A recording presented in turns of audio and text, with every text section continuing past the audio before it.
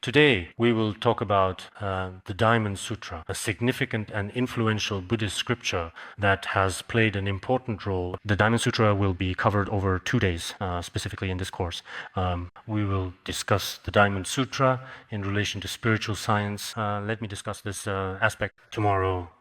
We'll discuss the Diamond Sutra in spiritual practice. The main focus of these 2 sessions is to discuss principles of the Diamond Sutra.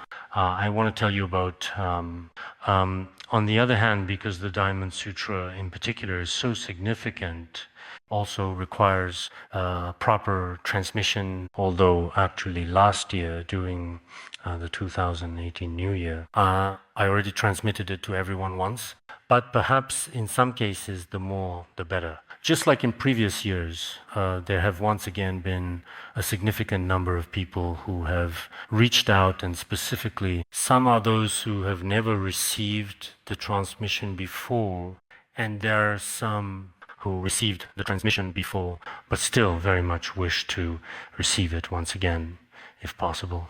Everyone believes that the Diamond Sutra possesses great blessing power. It is a comprehensive collection of the Prajna Paramita teachings, personally expounded by the Buddha.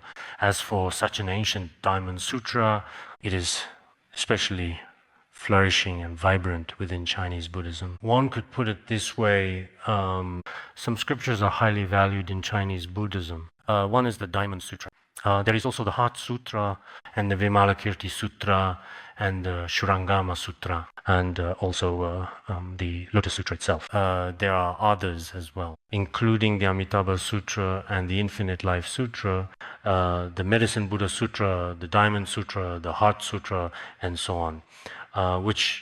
These sutras are also highly valued, but the most highly regarded should be the Diamond Sutra. Therefore, the Diamond Sutra, a renowned and important scripture, some people really wish to listen to it at least once every year. When our precious teacher, Jigme Phuntsok, was still alive, there was a period when the Dharma King said, even if it was within 10 days, every year he would transmit the guidance on the preliminary practices of Dzogchen once. This went on for years. Each spring, the Dharma King taught preliminary practices of Dzogchen. Some teachings may require this kind of repeated familiarization and continual listening and continuous learning and practice. In this way, you can simply and effectively achieve your goal. The teachings of this teaching are deeply rooted and become truly solid and stable. Otherwise, if we only occasionally listen to a class, it might not really have much effect. The overall impact could be quite small. Sometimes when we hear a teaching, many aspects of Buddhism may seem vague and unclear and not so really familiar to us. But usually by the second or third time we listen, we can truly understand the profound and subtle meaning within. Because of this, that great masters of the past and Dharma teachers have taught these teachings many times, and those who listen have heard them many times. There is a reason for this as well. It's not like worldly knowledge. When it comes to ordinary worldly knowledge, courses in elementary school, middle school, university, studying them once is usually enough. By the second time you study them or review them, there's nothing new to learn. You know it. Buddhist teachings differ. Everyone should be very, very clear about this point as well. So this time, as always, we also want to offer you, due to requests from many people. Originally, I intended to teach another Dhamma, but some time ago when I was inquiring, many people kept saying, could you teach the Diamond Sutra in the next couple of days? Especially in these past 2 days, many people in Han regions are on holiday, so it's actually more convenient for them to listen to the Diamond Sutra. Moreover, as for the Diamond Sutra, it truly has great blessings and power. I taught it before, probably more than 10 years ago from now. I taught it 18 years ago. At that time, I also cited some stories from the Han region about miraculous responses from reciting the Diamond Sutra. Too many if we look into it now, from the Eastern Jin dynasty, spanning many centuries up to the present day, 7 or 8 books.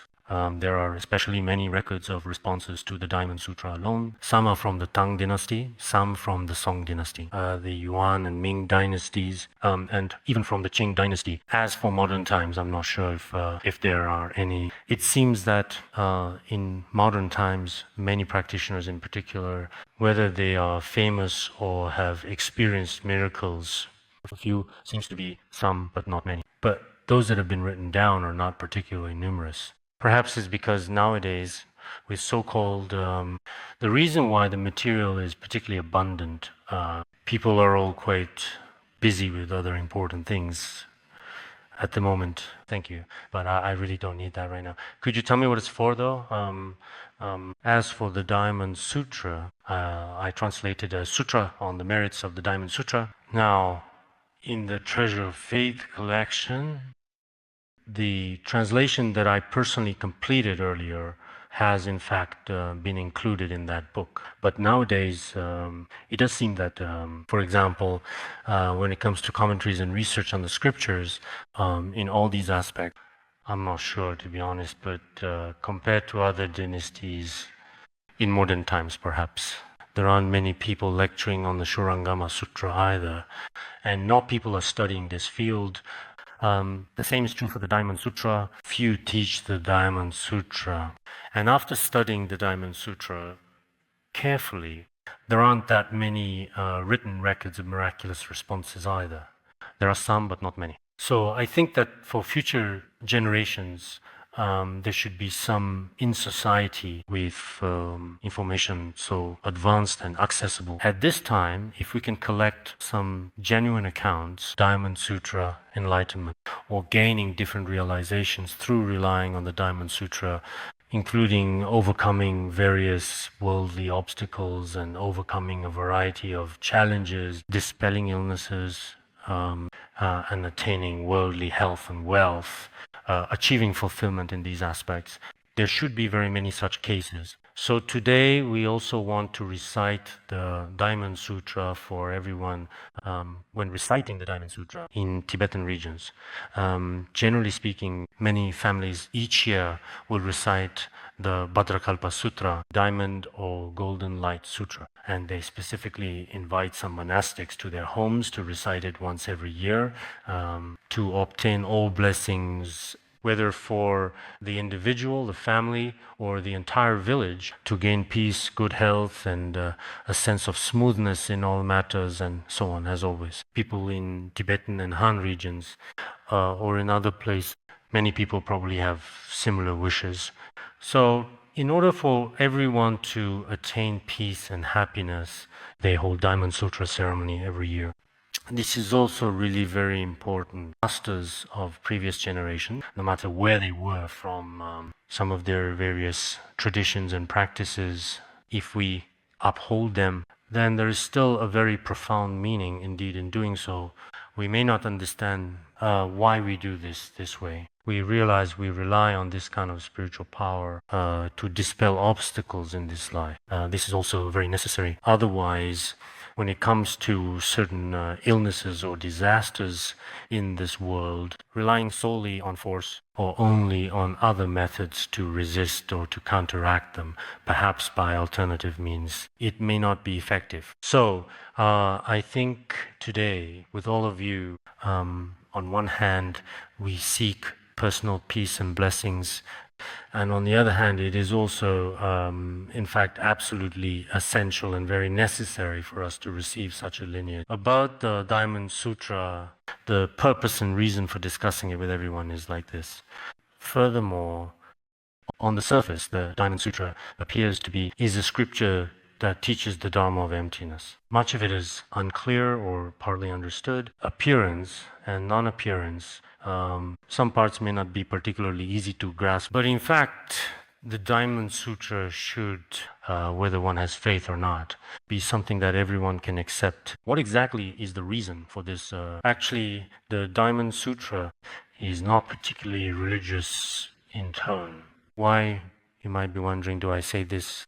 Any religious leader in the world would talk about the fundamental principles of their own religion.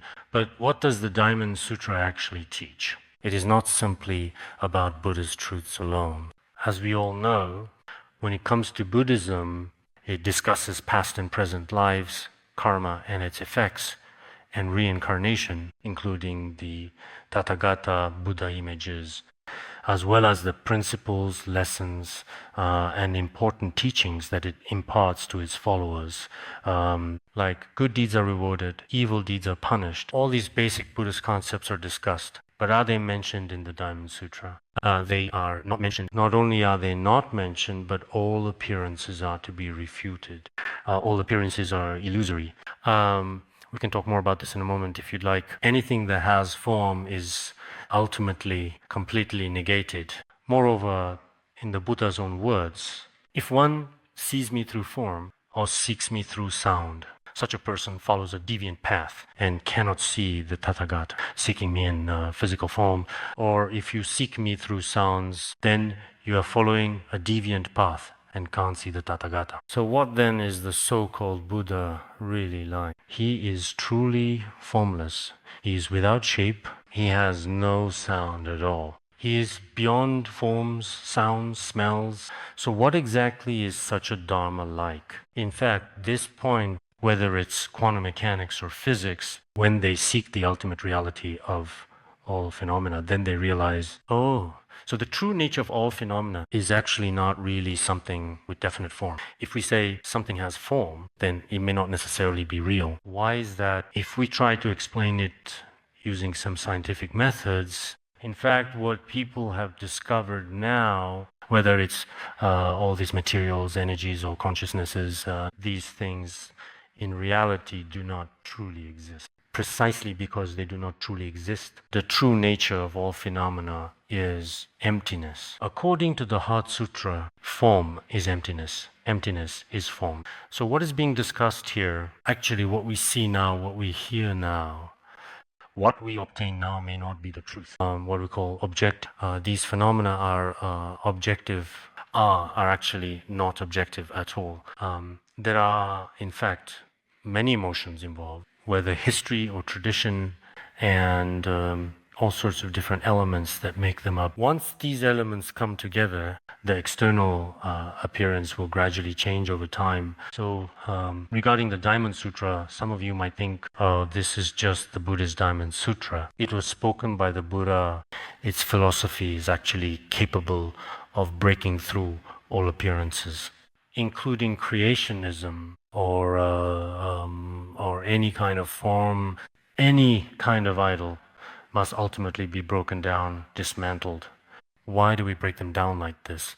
Because in the true nature, in the ultimate reality of things, you can't find anything alone. You understand this from reading Diamond Sutra, then you'll see. So this is something that we really need to know, find to have faith and find not to have faith. Because in the Diamond Sutra, you cannot find the thing you believe in. If we were to look for it, the highest would be the Buddha. But even the Buddha, all things with form, have been completely broken down. Other than that, what is the Buddha in our hearts like? Everyone should also reflect inwardly on their own mind. This is one aspect of it. There is also another aspect. Why do we study the Diamond Sutra? After reading Diamond Sutra, it truly has great blessing power. It has great power because it has such great power. If we look at it from the perspective of human history throughout, there are different translations, as I have mentioned before. In our Chinese language alone, the earliest was probably by Kumarajiva, most likely. Later on, many great masters continued to translate it, all the way up to the famous Tang Xuanzang and Yigong. Prior to their time, there were several notable figures in this tradition, one of whom was Bodhiruchi, who played a significant role among those who came before them. Many great masters have already done so. Historically, there have been 8 different versions of the translation, but now only about 6 versions have actually survived. Same in Chinese. And now, for example, in Korean, the translation should have been done relatively early. It should be 1357, right? By that time, it had already been translated. As for English nowadays, many translations Then there are others like French, with the Dutch or Japanese. Currently, there are many different versions of the translation available in use. Some historical records say the earliest recorded written document in the world that has been discovered so far, or rather the earliest book is the Diamond Sutra. It was discovered at the very beginning, right from the start as well, around the year 868 AD. At that time, it was preserved in written form as a book, making it the oldest and most significant, most valuable, intangible cultural heritage in the world. That is the Diamond Sutra. As for the Diamond Sutra, it has a truly great many legendary stories in its history, in Tibetan and Chinese, also in languages of other ethnic groups. It can be said that worldwide, whether people have faith or not, all attach great importance to it. Reading Diamond Sutra, some people don't get it, not sure its meaning, but everyone still likes it and has faith in it. Because reading the Diamond Sutra, there are many spiritual responses within it. Naturally, relying on its blessing, it shatters our affliction. According to the Tang Dynasty translation by Xuanzang, it is called the Diamond Cutter Sutra. The term can sever is also rendered as doju in Tibetan, meaning it can directly cut off our afflictions and discursive thoughts, which is, quite frankly, especially extraordinary. It is a scripture that expounds on emptiness, especially for those who are perhaps more learned or well-educated. They should be interested in the ultimate truth as a whole. People like this are particularly fond of the Diamond Sutra. Of course, for us beginners, or those who study in a simpler or more superficial way, for such people, the teachings and the Diamond Sutra, including the content found in the Heart Sutra, may indeed be very difficult to understand. But even if you don't understand the Diamond Sutra, if you simply recite it, if you uphold and offer to it, and frequently carry it with you, then the merit from this is limitless. So, I would like to briefly explain to everyone why I am transmitting the Diamond Sutra today. Time constraints. I'll recite the lineage for you. And we come to some key points. I will give you just a brief reminder or explanation. Then we may be able to finish reciting half of the lineage and the explanation today. Then tomorrow, we will complete the remaining half of the lineage transmission and discuss some aspects of practice. Over 2 days, the transmission of the Diamond Sutra will be complete.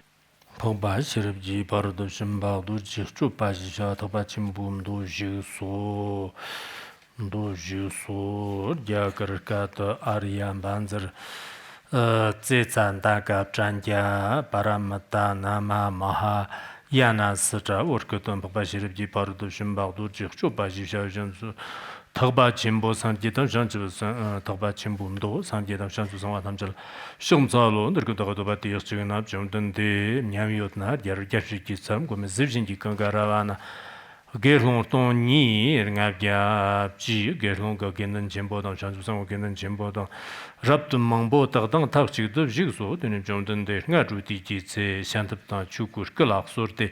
Honzid namne nyamyoji zhongjir chembor surnum givshirda xagzo deni jomdan dem nyamyoji zhongjir chembor surnum givshirda xagni jerzeg surde zeki fshagam zatte jerzeg surde zeki fshagam zatte zeki fshagam zatte surnum panel honzid tan chuku Jerne javsirde dan shamba nyala kirmo zhonggo jigne shke chambo chante chambam ngondo jerne jigso.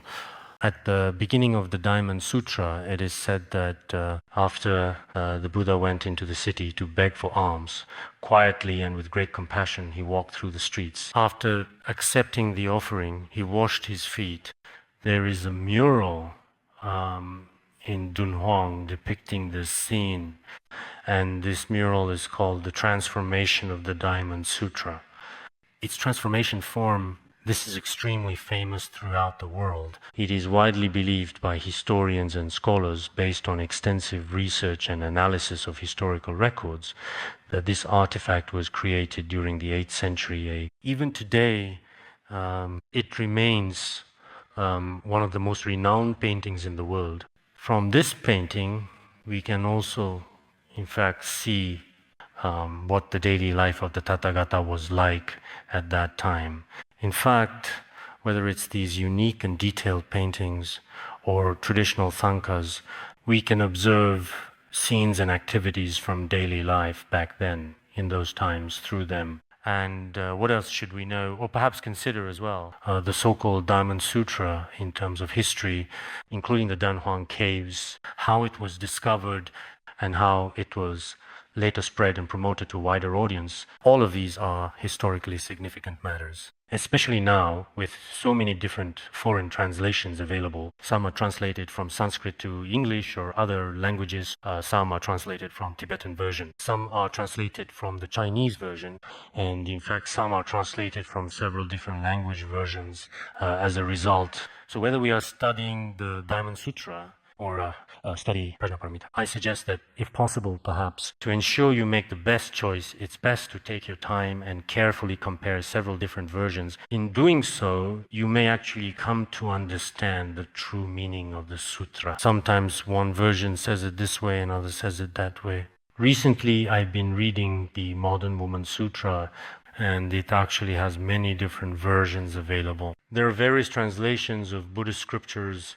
I think originally it was translated into Tibetan, but it's only when you compare many different translations in detail that you can discover this. So what is it that a significant number of Buddhists here are lacking in their practice? They lack a genuine spirit of research. In principle, both Buddhists and non-Buddhists can do this. Nowadays, many non-Buddhists take certain Buddhist scriptures as the focus of their lifelong research. They may not have faith, but they do possess wisdom. Take the Diamond Sutra, for example. Even if you have no faith at all, if you study it with your wisdom, you should ultimately realize the true nature of all phenomena truly. So this is, for the following reasons, absolutely. So what does it say to you next? Mambo Jordan de Kalalar, there don't a Jordan de Gijalam go, Johnson and Langsam Kura, Shane, Churchton Koto, Yanti Zena John Nifton Ramjur Teniet, Deeper Jerne, Doko, Di Zena, Jordan de Stanley Jean de Lacon Chaba, Ramjur Stanley Jean de Stanley Lande, Lacon Chabak Chig, Zarne Pimol, Yepil, Hanga Sanapsik de Jordan de Kalavar, Lox Thermo Gerard. Jordan de Landerkich Sordo, Jordan de Tejan Shabajab Jumbayon, or San Givshan to San Wajimbo, Renam La Pan Derby, Tamba Journey, the Pound of Badan Tejan Shabajab Jumbayon, Dabber Zoba Sanji, Yan Dabber Zoba Sanji, Yan Dabber Zoba Sanji, Sanani Doba Sanji. Zoba Sanji, Shansu Sanwa Sanwa Jimbo Namla Yonsotaba, Tamba Journey Yonsotaba, Jordan de Wumser Loso, de Rosaba Wumser Loso, Jordan de Jansu Sanwa Tabala and Taba, Jigbe Jerter Nebergi, Jerter Drebergi, Jerter Simrap Zonriki, Terkichi Soradam, Jordan de Gitsedan Ramjul and Derkichi Quartardo. At the start of the Diamond Sutra, what is discussed? At that time, Subhuti asked, we call him Subhuti or Shangshan, good manifestation. He asked, how exactly should one tame the continuum of the mind? How truly should one tame the mind? How to tame the mind, this is without a doubt absolutely crucial. Nowadays, in this world, as everyone knows, it's very difficult to tame the mind, right? What is the main teaching of the Diamond Sutra? Tame the mind. Many of the joys and sufferings we experience in this world actually originate from our own minds, really. But for many people, there is simply no way of knowing this.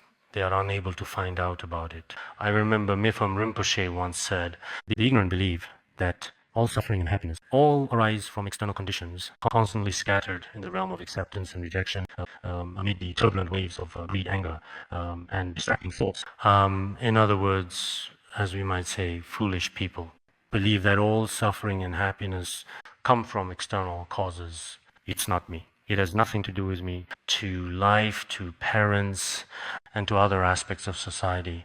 So what are they always busy with all the time? Accepting and rejecting external circumstances. Then they themselves are also constantly one day happy, another day suffering, never finding restful peace amidst the ever-present relentless waves of greed and anger. But the wise are different. What do the wise believe about suffering and happiness? They believe suffering and happiness come from the mind. So the wise look inward at themselves and ultimately are able to attain peace and happiness. This is the difference between the wise and the foolish. Even now, we can observe this in the world at large, in many different ways. What are most people, generally speaking, like in this world? They are unable to tame their own mind. Precisely because of this, it is clear that many unsatisfactory situations often arise. Therefore, in the Yogacara Bhumi Shastra, there is a saying, one who skillfully tames the mind brings forth happiness. I think this statement is very important. Each of us should truly be adept at taming and understanding our own minds, and consistently so. If we can truly tame our minds well, then because the mind is tamed, it'll bring us happiness in life, happiness in spirit, happiness at work, and all kinds of happiness are not far away. You could say they are within easy reach. For each person, if my spiritual practice is a bit more advanced, or if my methods for taming the mind are a bit better, then in a very brief period of time, I can truly attain this kind of happiness.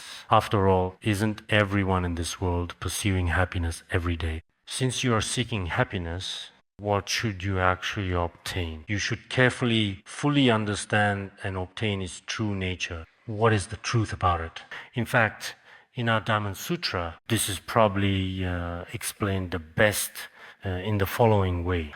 Diamond Sutra explains this is different from other explanations in some ways. Some definitive sutras might also explain it this way. For example, in the Lankavatara Sutra, it says, all phenomena in the three realms are mind. All phenomena, high and low, in the three realms are mind. Apart from the mind, there is simply nothing to be gained.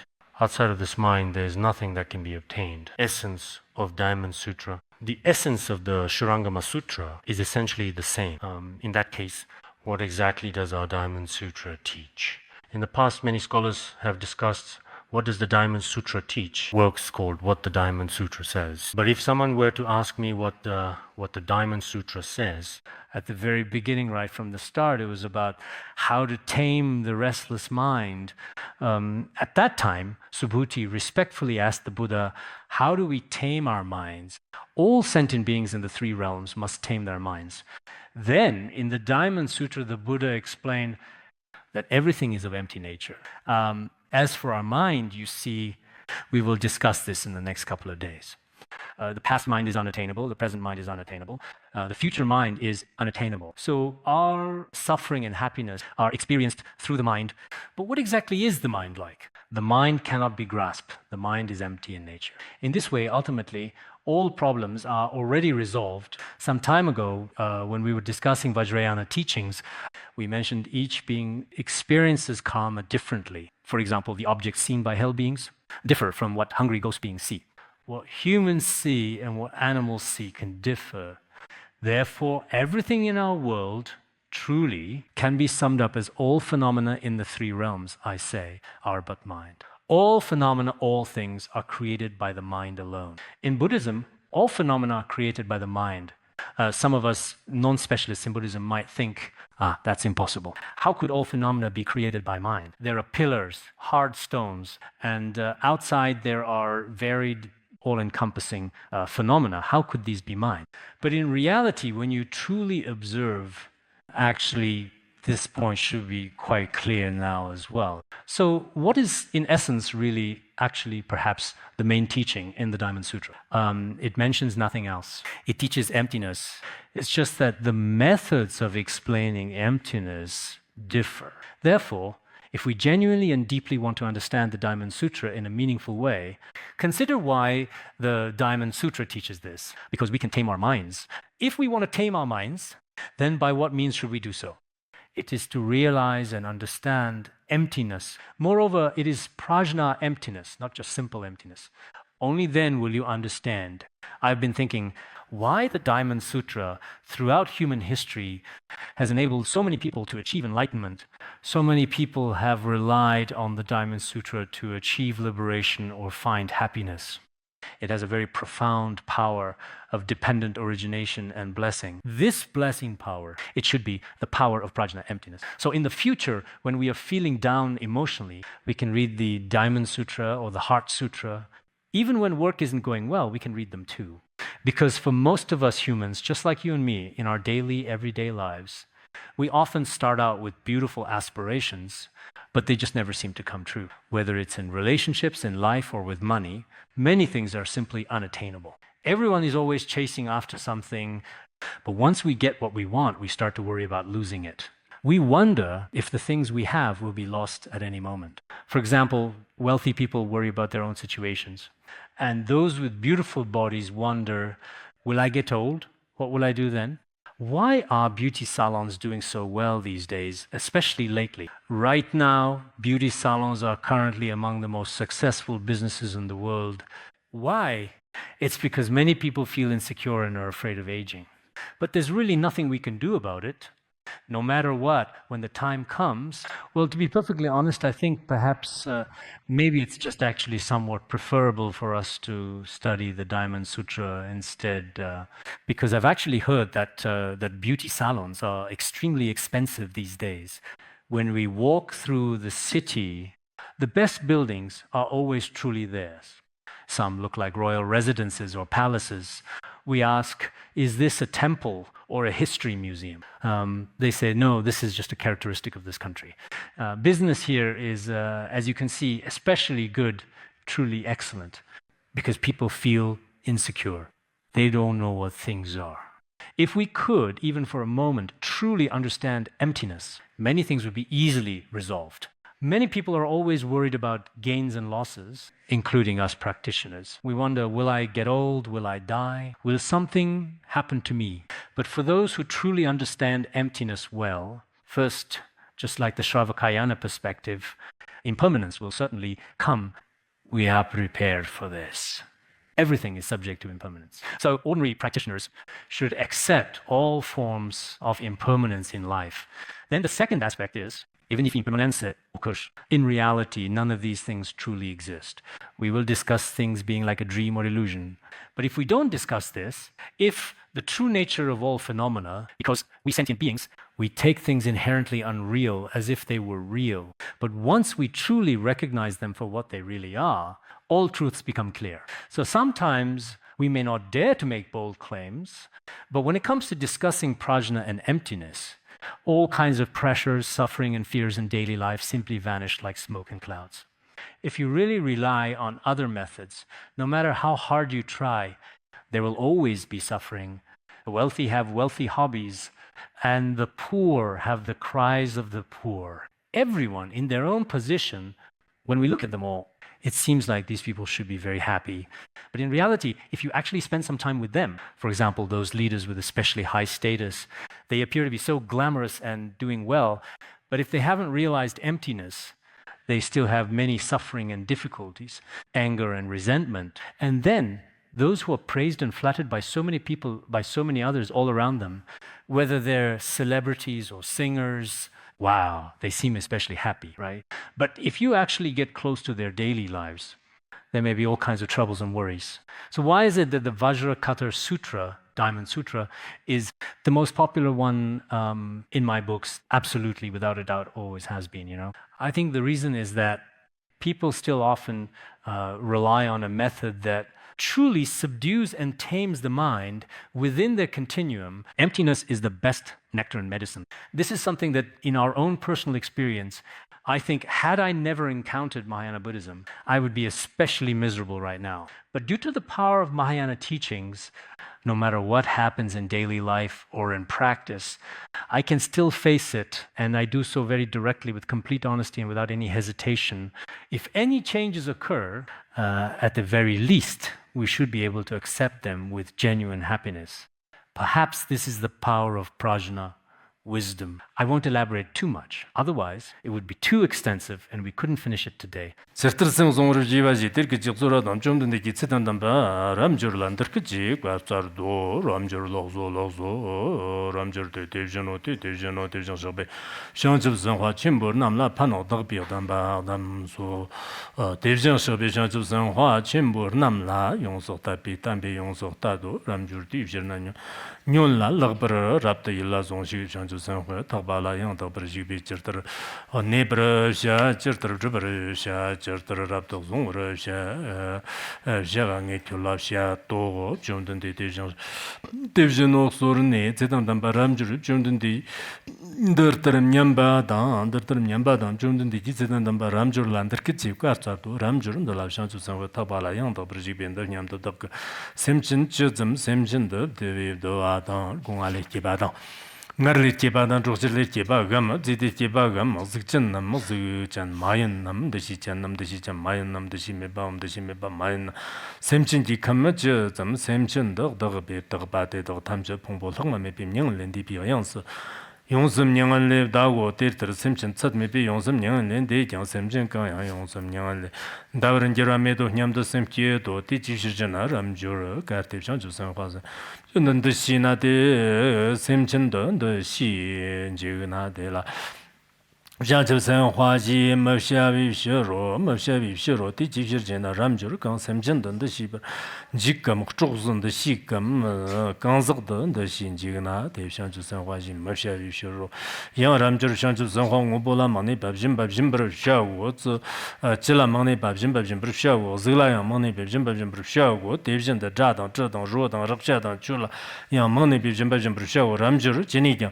삼머런도 시바야 만이 바데르 샹주선 화염 전노 디지시잖아 람주르 샹주선 화 강가 만이 밥진 바데 손음기 퐁보너 람주르 차도 라와 마연 비쇼로 람주르 지르터 샤르디 비쇼고 남기 차도 송을 슬라와가 냠 람주르 기소로 앞전던데 때는 말럭조 전던데 기과서바 람주르 대전도 로당 납당 샹당 땅당 고당 쇼금 참당 쇼금섬 쇼지 남기 차도 송을 슬라가 슬라 냠맘 람주르 기소로 앞전던데 때는 말럭조 전던데 기과서바 람주르 대전도 샹츠 선화 강라강 만네 비진 바디 손음기 퐁보너 람주르 차도 종을 라와 마인 비쇼로 람주르 너저냠도 셈 암찬는 무슨 소배 대정 셔바 랍다버샤 냠맘 람주르 기소로 앞전던데 때는 말랑조 산 벗음 소바 대정 셔바 따브름 먹기바 로소 디지지나 대정 셔빔 산 벗음 소바 지기와 송바 때년나 산나 벗음 소바 맘치비 라다고 데르기지 소로 아담 존든데기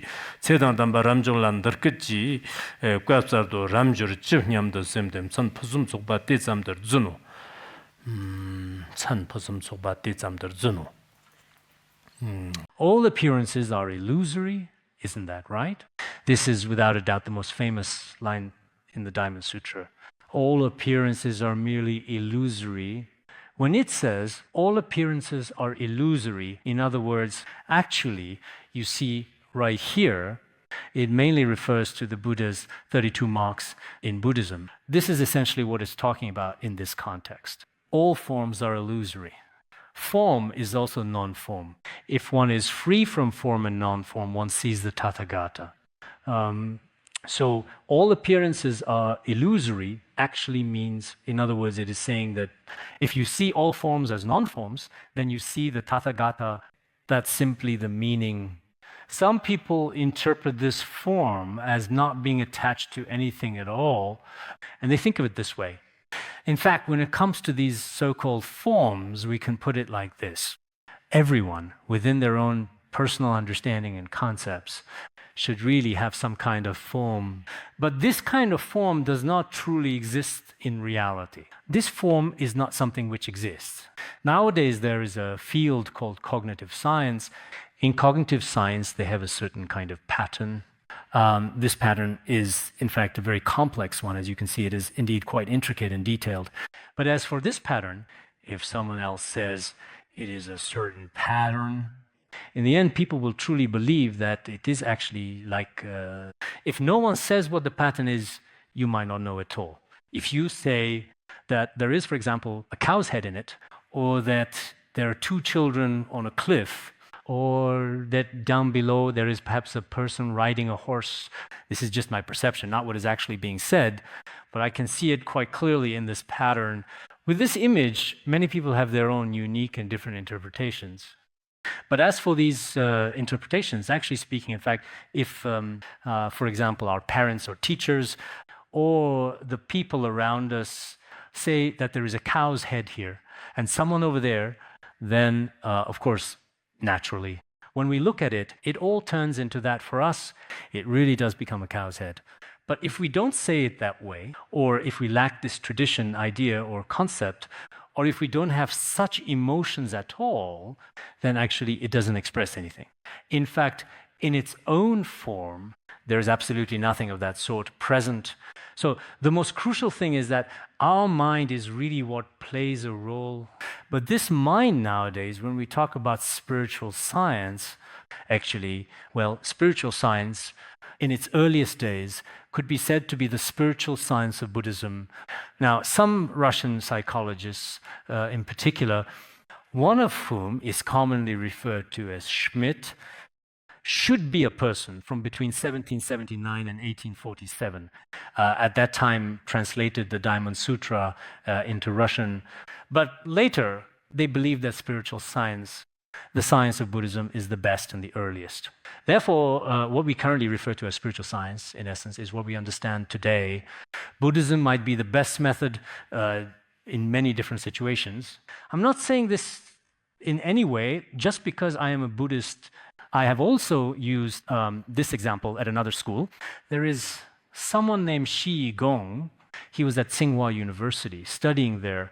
Now he is at another place. He was formerly a vice president of Tsinghua University. Now he is at another place. He obtained his PhD in the United States and later conducted in-depth research in the field of cognitive science.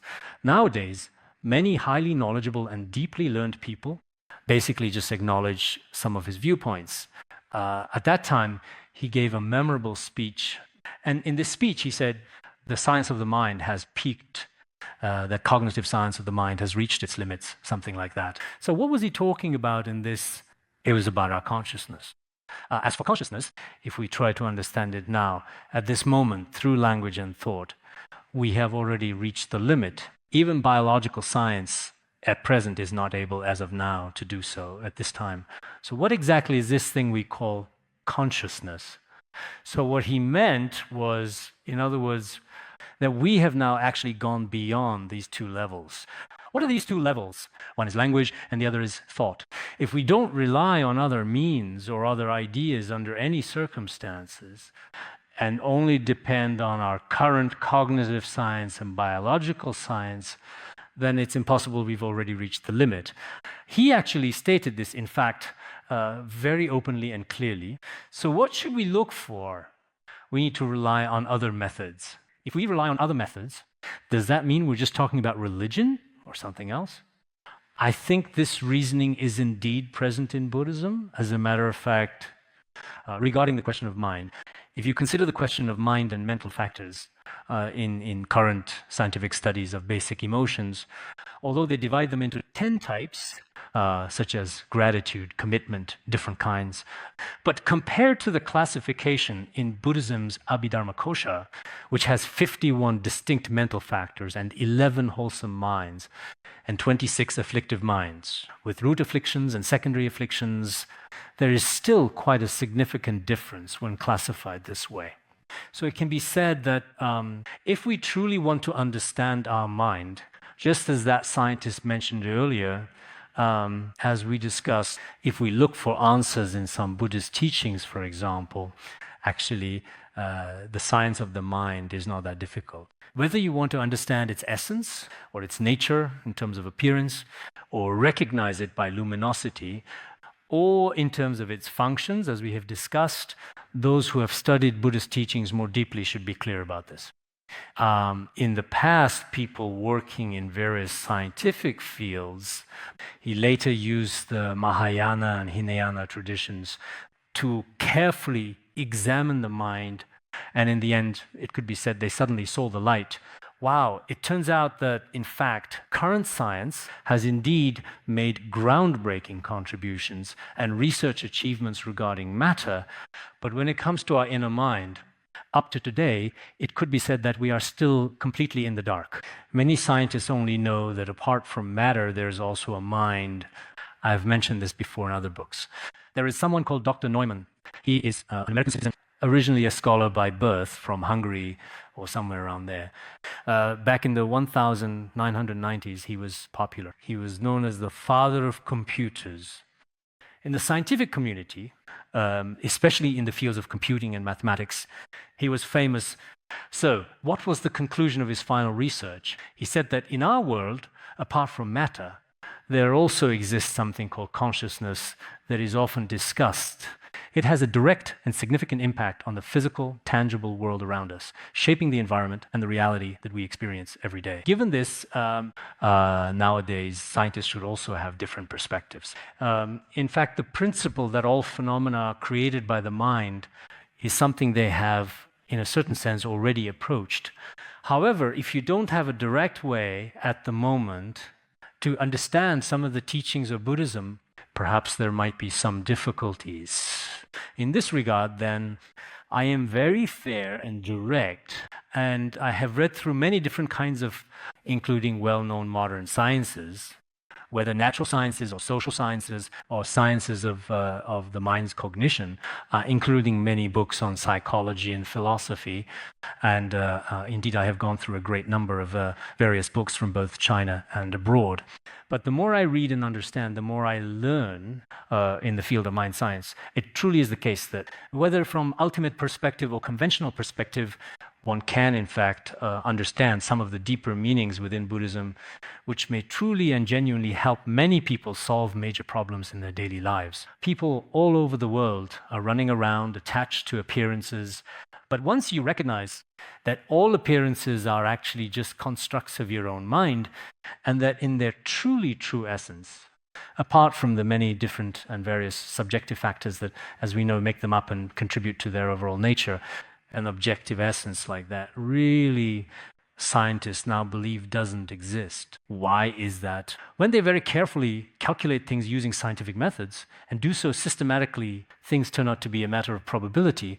For example, as an illustration, take this teacup. As for this teacup, specifically speaking, some say it's good, some say it's not. But they believe that there are different probabilities associated with it. Maybe person A's probability is perhaps about 10. Person B's probability is 11, and person C and D have probabilities too. All of these can be presented because each person thinks this is good looking. One person says it's good looking, another says it's not. Most people think it's nice, and some people are moderate like this. So is it actually good or not? Because each person truly believes it is good, believes it is not good. But even if everyone were completely unified, it still wouldn't be so clear-cut. Sometimes when we have democratic elections, it's the same way. Some people think they are good, while others think this person is not good and cast their opposing votes. It's rare to be unanimously approved. So this shows that if in its very essence, there is something truly real, we should also be able to discover it. But in human society, including current scientific knowledge, as the scientist from Tsinghua University just mentioned, what we can actually discover now is only about 5% of observable matter, while dark matter makes up about 95%, including cosmic space as well. So if we want to discover the dark matter within our own minds, it might not even reach 5%, because many people lack the means or methods. So perhaps we need to take a look at what so-called true matter really is. If we talk about emptiness, forms within emptiness, if different karmic experiences in beings, then the similarities and differences among all things in the world should be explained really clearly. If that's not the case, very accurate and definitive statements like this. Even today, when science is seen as advanced, not everyone is necessarily able to truly understand. We must read more than 50 pages. But so far, I've only read just 8 pages. Altogether, this has over 100 pages. I just looked at it a moment ago, and if we read just halfway, that would be more than 50 pages. Terter Tejang Sabem Sandam Samami Bertago, Tirkachi Quatsaradam, Jundende, La Sedandamba, Ramjurki, Dirkachi Quatsarto, Jundende, Mountain, Ngabjatama, La Tambi Chu, Raptan Jibrin, Jeroana, Semjenkala. The Kanala Takan, the Tabim Dorde, Tsu, Shapa Tagla, Young, the Brand, the Shipkeeper, and Jeroam Jonata, She Lag some Jundan de Jiquatsarva, Ramjur, Kanchola, Chester Mount, in Argatamala Tambichu, Raptor, number Jibber, Jeroana, Simpson Kanala Takan, the Tab Dorde, Tsu, Tsu, Shapa Tagla, Young, Taper, and the Shipkeeper, and Jeroam Jonata, She Lag some Ji, Chuterk, Mazir Jip, Jundan the Mount, in Argatama Tambichu, Raptor, Jibber, and Jubana, Johnson. Senhua Chimbo Tsuramdar Damba Yondandar Damba Sheriff, Damba Dom Jonte, Ramjer Shan Sanhua Chimbo Tedrian, San Dirchila, Nim Gershiba Mayan, the San Dirchila gave she gave Kiba Mayan, Ramjer San Jem Bamchotamala, Nim Gershijan, San Jem Bamchotamala, gave Kibi Shan Sanhua, Senhua Chimbo Tedom Jon, Ramjer Kantan Tavim Dordid, Shaba Kanda, Semjan Tabasism, Kiber Gera Tedona, Tejan Sherbim Keno, Ramjer Tedona, Tejan Sherber Zug, Ramjer, Semjan Tedo Tamjan of Sunum.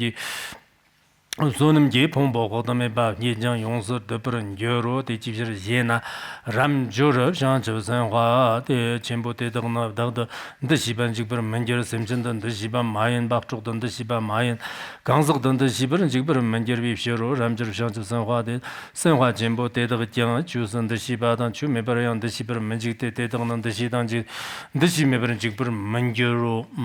Here, there's a reference to the Diamond Sutra. In this context, even the Dharma should be abandoned. How much more non-Dharma?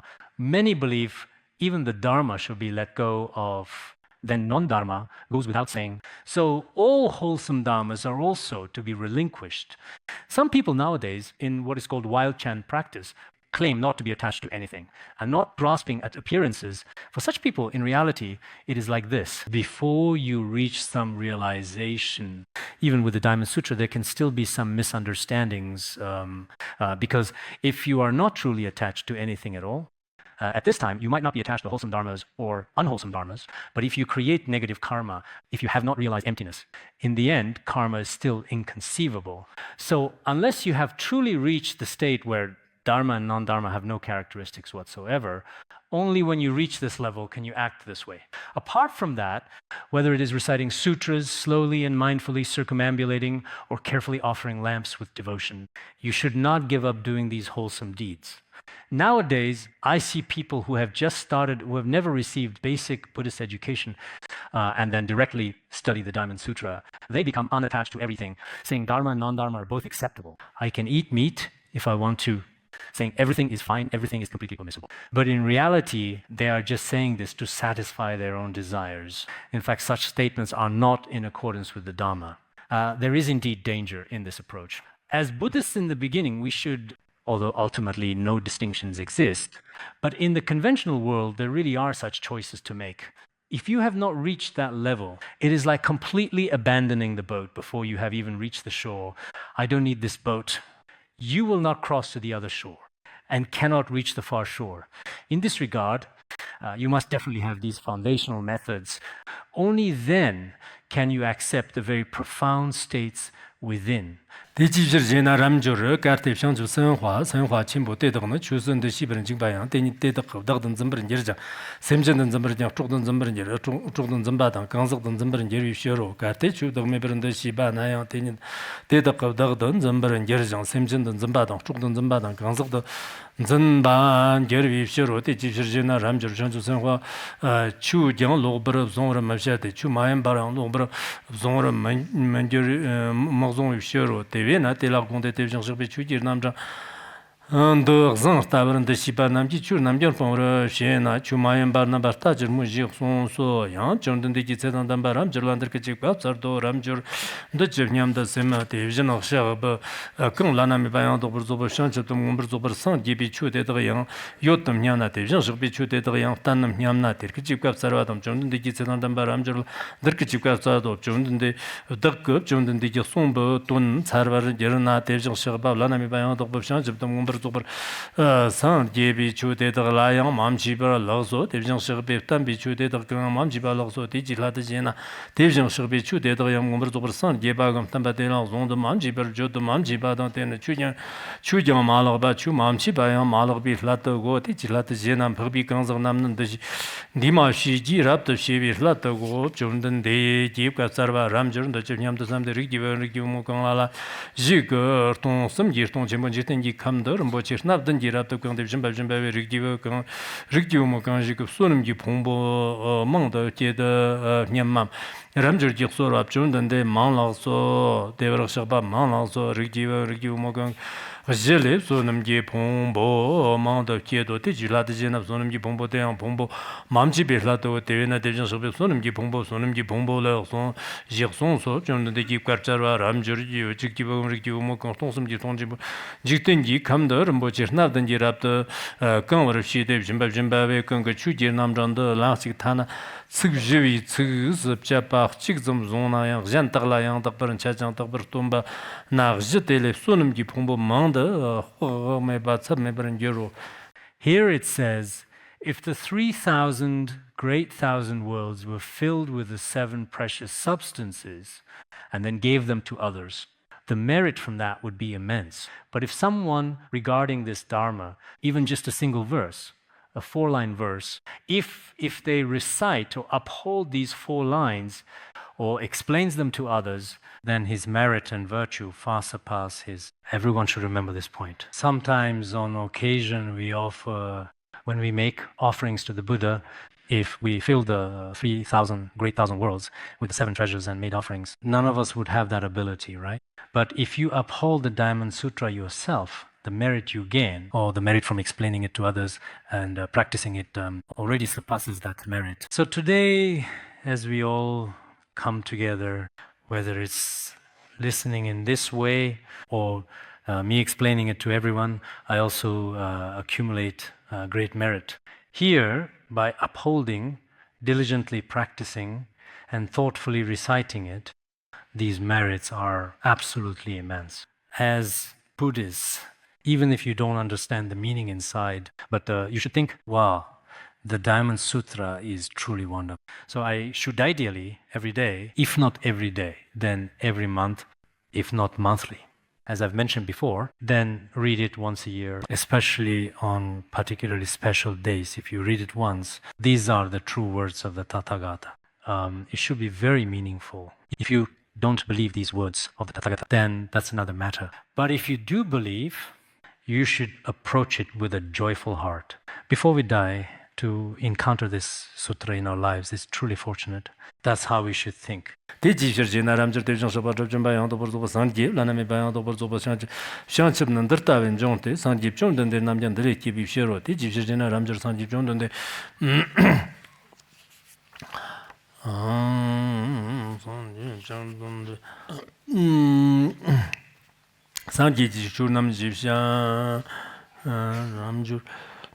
Ramjur Sanji Churnam Jivshavana Sanji Chutedang Tagme Badev Janshak Berson Bishera de Tina Sanji Churnam Jivshaw, Ramjur the Chinyam the Sem, Yenda Jigbander, Yamda the Kurdian, the Jigbim Driver to Yam the Sem Mam, Ramjur Jisora, John the Dete, Malazoti, Jizan John the Chilayang, Jigba, Mamchi Bisla, the Tina Yenda Jigba Jigyo was Layang, Magic Badan, Jalayang, Magic Badan, Jalayang, Magic.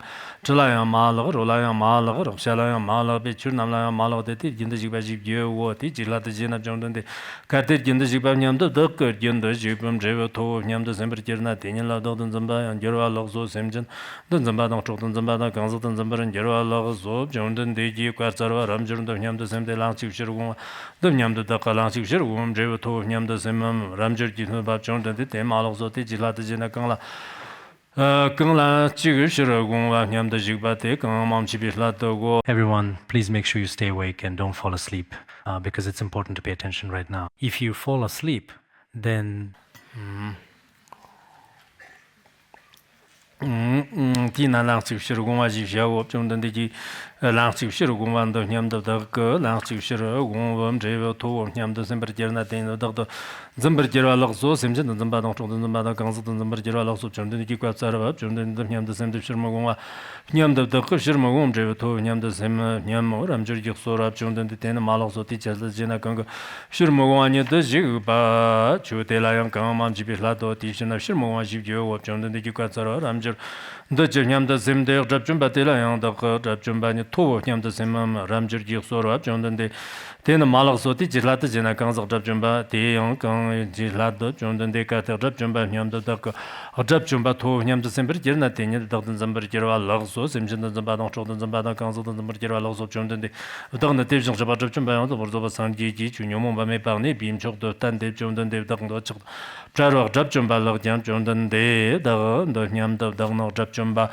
냠도 셈발럭소 좀 던데 카텐도 냠도 더 잡좀바니 토 냠도 셈버 지나 대중 잡에다 릭지버 람저 녀몽메 발라네 바 남김초 옌데 찔라요 막네 베나 녀몽 바네 바메 발라네 바 롱 머툰 발럭소 좀 던데 기과 서바당 람저도 냠도 셈데 대중 잡아 잡좀바 양도 버 Jabbayon Dobor Santi Marmim Zada Kanlawate Yang Dogba Nyambir Amjurjuk Sora Chundan de Ten Malak So Tevjan Shakbeten Tevjan Shakbata Jumbayon Dobor Santi Marmim Zada Kanlawi Chutela Yang Yongye Mamchi Balok So Chundan de Kikatsar Ramjur Shantu Sangwa Kanla Lazik and the Dak Jam Koparnam Drubo Ji Na Ten Mabdember Mawo Tijina Ramjur Kobarnam Na Jam Kuba Number Jifia Kubate Mepa Tevjan Shaba Sumba Shirate 나 장고바남 소 람줄 데타베나 샹츠 선화 첸볼란드 드르멍네 바집기 브르샤테 찔라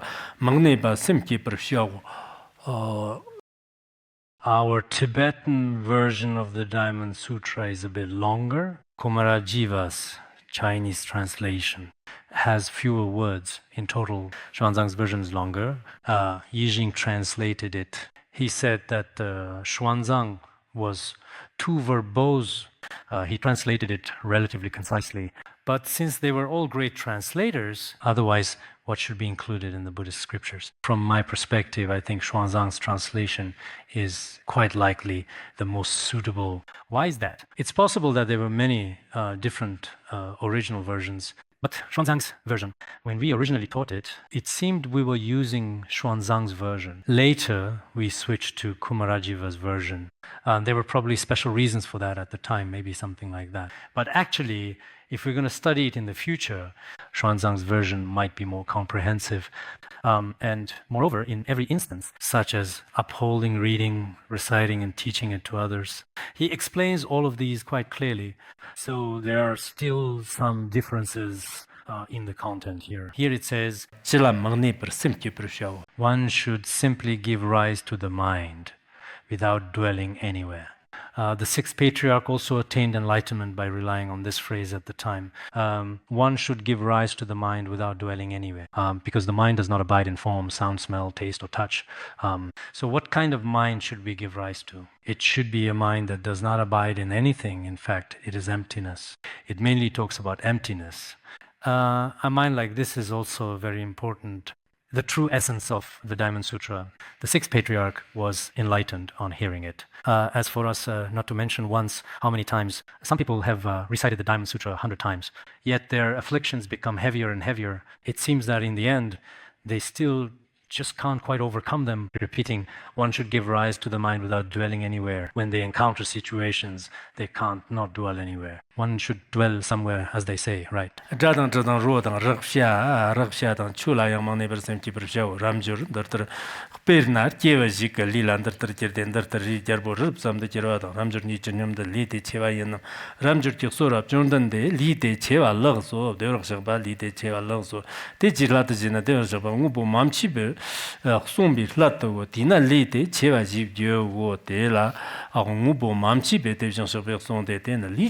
존든 되기 까짜로 람저 집냠도 셈데 건강농구 심하니 건강농구 심하니 때코나 제로 대덕 심하 강연 바테나 망와 옛남 람저 기소로 존든 건강농구 심하 대덕 장 망와 럭소 대덕 심하 따무지 전처럼 존든 되기 까짜로 람저 교도 무바라 샤고 초지 콩도 집을 샤고 건강농구 심하니 제니 바테니 직ten지 감나 제바감 버드미 강라라지 그런 뭐 지나던 지랍다 강르시대 대전 서바트 좀 바양도 버도 산지 남랍 짐바जना 람저도 지냠도 셈 제바감 버드미 대일 압소님도 제바감 람저 지소로 압존던데 마라소 대르셔바 마라소 대르셔바마 제다 버드미 강라라 소놈지 망도 제바르 럭소 되는 존던데 집가자라 람저 근근 직ten지 감데나 뭐 지나던 지랍다 강르시대 대전 서바트 좀 바양도 버도 산지 남랍 짐바와 근근 추지 남전도 타나 측집이 측집자바 수종내 잔다라 양도 브르자바데 양도 랍도 탄나 테니 지텔레 양 소놈치 망다 흥메버양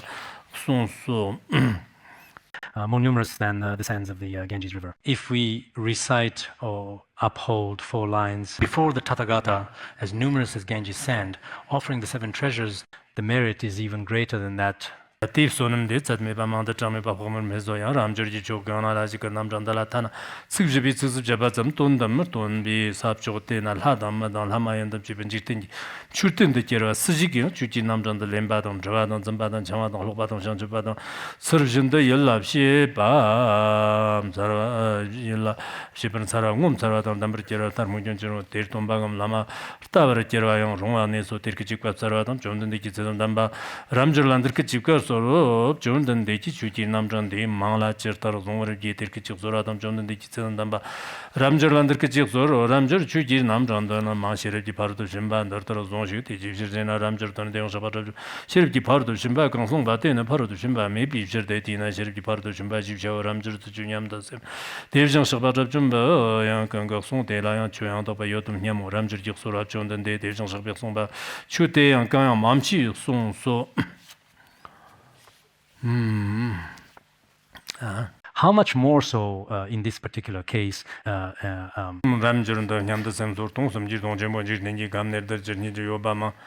Originally, there were some things that should have been discussed here, but I think we're running a bit short on time. I don't remember last year's class.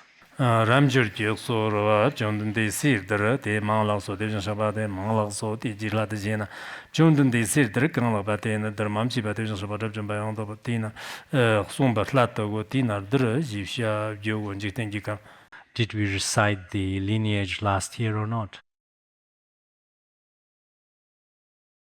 If we did not recite it, for instance, or some people say we did while some others insist we didn't, how long did it take?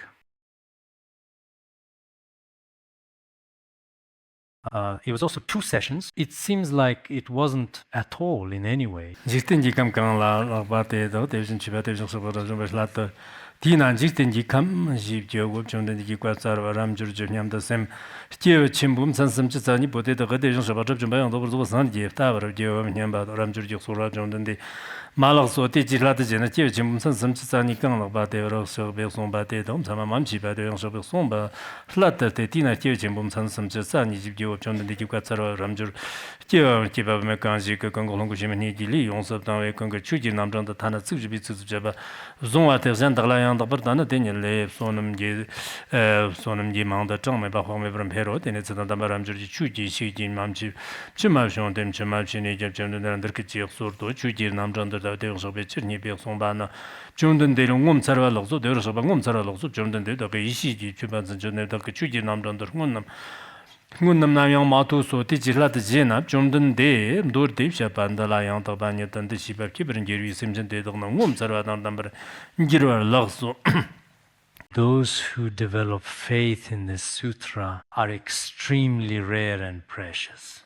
You can see for yourselves, people who develop faith in the Diamond Sutra are hard to come by. Jondan de Yanda Brandeshi Gala Baten and the Shimamchi Latte, Dinayanda Brandeshi Jadon Jondan de Dana, Namjan of Shepala, Tojan Mubana, Dalangum Sara Malavatia, Jondan de Lamita de Lamina Gabia Tamala Semjan de Chuji Namjan, Lembadan, Javadan, Zambadan, Chamadan, Hobadan, Shanchipurshiba, and Umserdan Temperature also Teon, Jondan de Ten of Dog, Jigber Manjerijan, Simpson and the Shiba. 당 쪽든 시바 당 강석든 데 시바를 만겨와서 디지라드 제나 좀든데 더든 데 시바 당 셈전든 데 시바 당 쪽든 데 시바 당 강석든 데 시바로 베텔라양 셈전 담저다 트라라도 디지라드 제나 산지 좀든 데 남는 데 시바 담저담 트라라도 데르기 지소라도 좀든 데 기제담 바람절란들 그지 소도 람저 대전도 셈전 강동도 된도 샤발라 마트장 magngwa rapta ngawar manjirwa tena ngomtsirwa tang dambar kirurdu.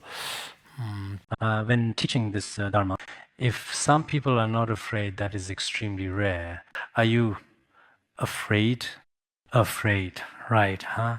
Are you really not afraid? Ramjur parudu shimba tambandana devjangsobe somba de parudu shimba tamba devjangsobe somba sanji jondon de khudame batsame banamji somba devjan dina parudu shimba tamba jivsha wo ramjur devjangsobe zobi parudu shimba somba dena zobi parudu shimba medo de jivshirna ramjur gang ke galang gyarpu ngi yanlagdan yanlag namjapa jirwa di tsela dagdan de shibagam semsendan de shiba shodan de shiba gangzagdan de shiba nyam mawshongwe ngalan de shijang me ba 지금도 시메 버르 결과가 많이 비시로데 집주진나 람저까지 디체가랍 더든데 시브르숑나 디체노 심진데 시점종웨 셈전 안데 시바당 초든데 시바당 강조든데 시바데 디체노 심든데 시반종 유셔로 람저르게 몸브르 시반 데비 디나강 아체르갑게 디가 체르버갑게 조파지샤와 장총도 결과 디체나 가랍 더든데 시와 마숑 셈전든데 시바당 초든데 시바당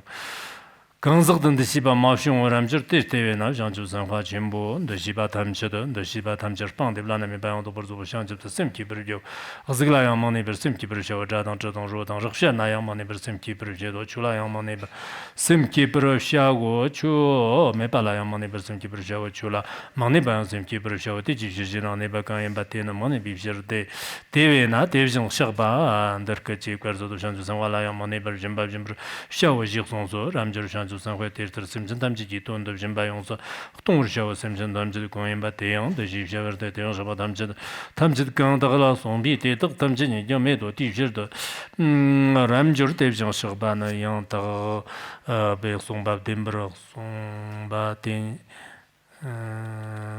뎀브로 송바 대비정도 송바 대비정 서바나 로버로 송바 마임 비쇼로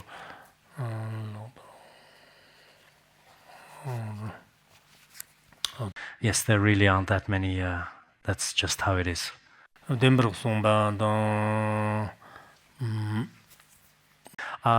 this means here is the Tathagata is one who speaks true words, real words, and words of truth. He does not speak different or lie. Here, we are talking about the Tathagata, the ultimate truth, the conventional truth, the true reality, and also the present truth. He thoroughly understands all phenomena.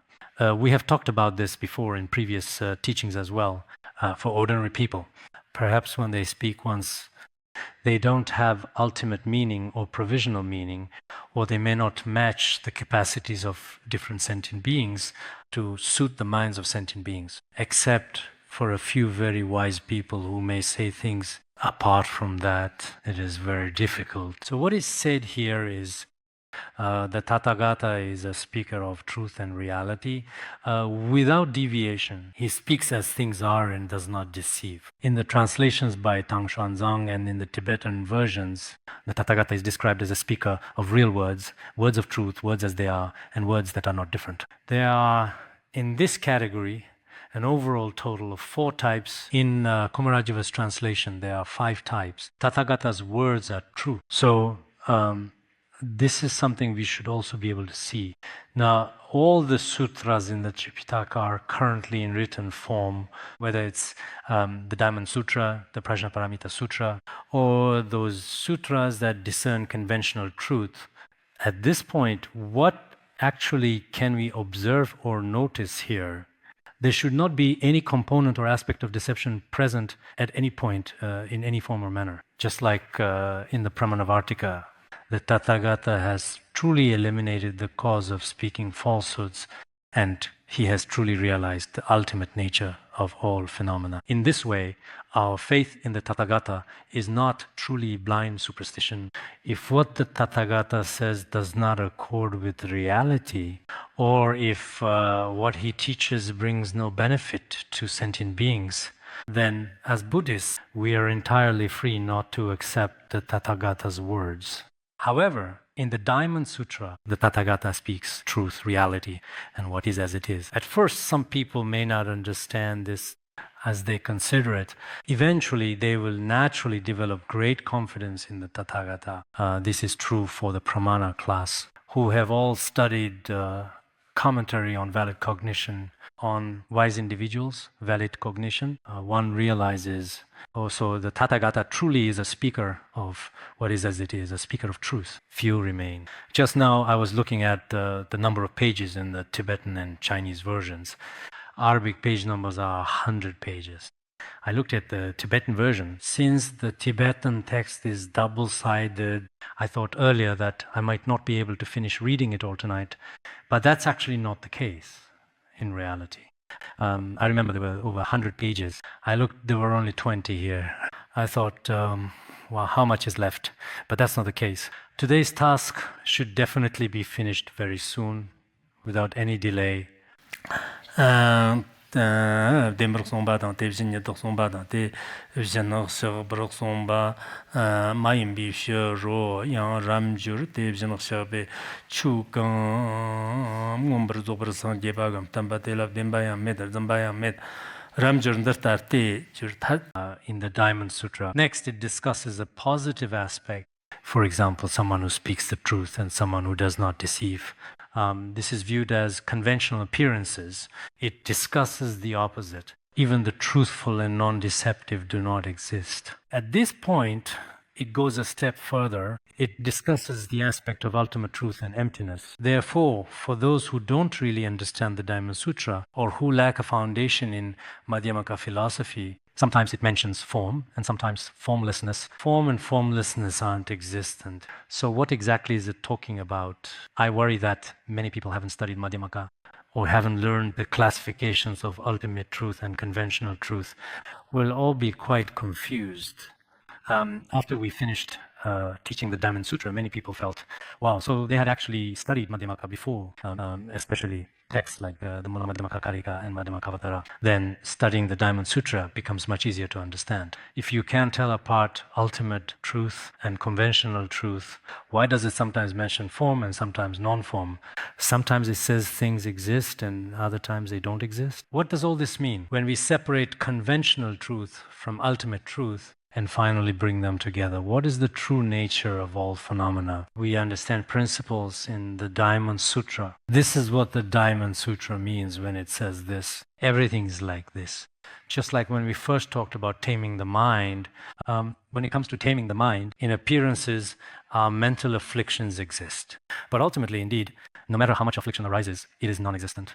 If you understand from both aspects, only then can you grasp the real nature of afflictions. If we only acknowledge the side they currently exist on and ignore the side where they don't exist, then it is very difficult for sentient beings in the three realms to understand. People believe these things exist, always focuses on this appearance, but these appearances aren't reality. But we have always believed that this is form. That is why sentient beings are pitiable in this regard. If we truly understand the aspect of their apparent existence and the aspect of their true nature, then we will know what all these apparent phenomena that arise actually are. What appears before us should be understood in this way. For example, when we see a rainbow, we think the rainbow is beautiful.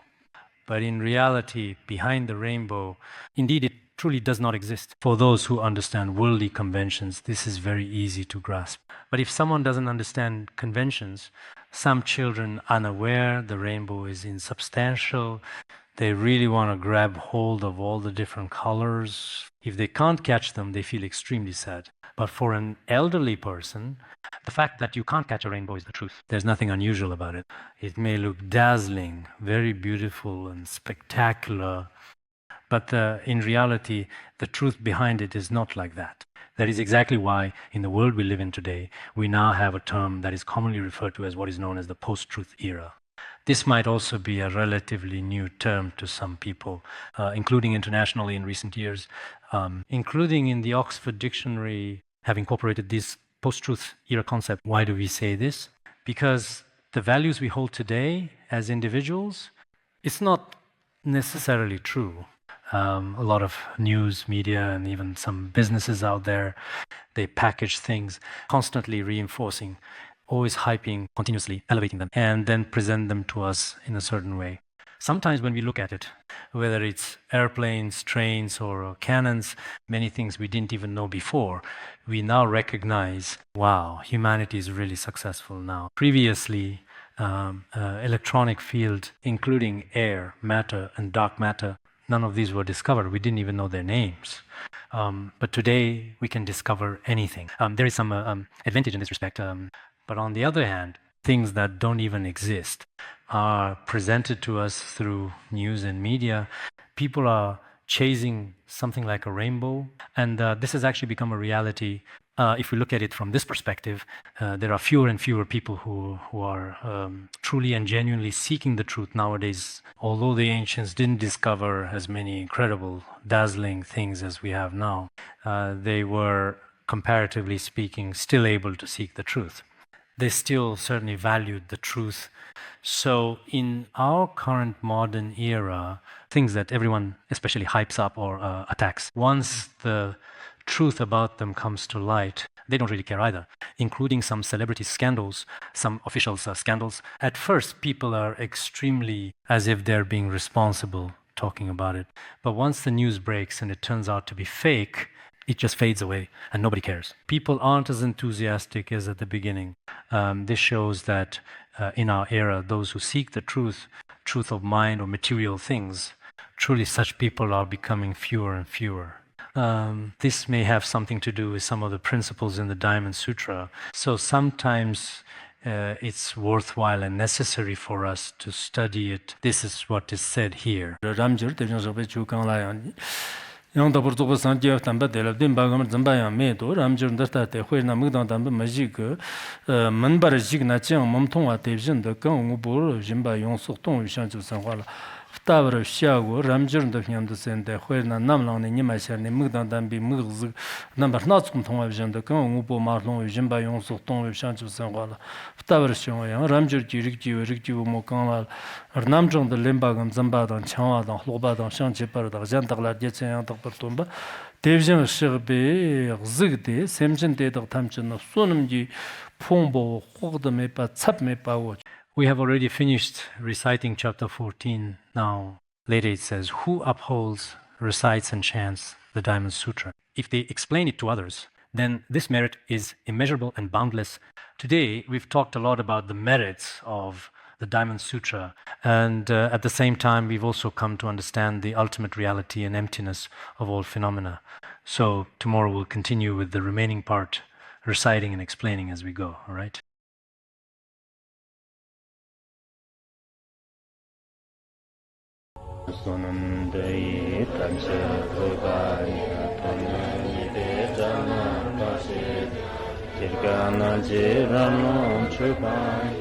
Jupun Solen Dra